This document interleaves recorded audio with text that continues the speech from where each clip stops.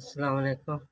मैं पारे का अटैक होया है। मेरी बुढ़ी मन्नू आंदी है, मेरी देखभाल करदी, मेरे को काम नहीं होंदा ते ज़्यादा तुहाडी मेहरबानी।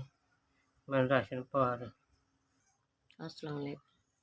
असी गरीब आदमी है, जिस तरह मेरे मियाँ एक बेटा है एक बेटी है और ये छोटे छोटे ने। उस तो अलावा ये कुछ कितों कमाइए कितों खाइए, अल्लाह का आसरा है। अल्लाह तो बाद किसी का आसरा नहीं है।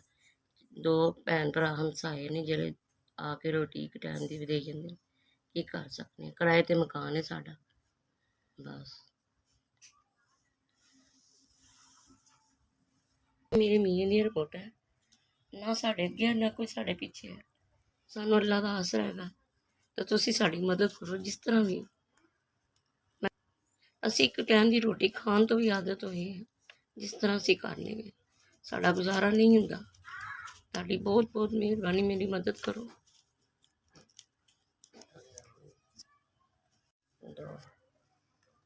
7,000 मिले सानू।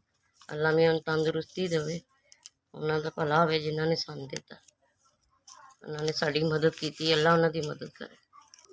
SVS तुसी साढ़े गरीबा भैन भरावां की मदद की, अल्लाह तुहाडा भला करे। SPS तुसीं 7,000 तुहानूं भेजिआ, तुहाडी बड़ी मेहरबानी होई। हाय।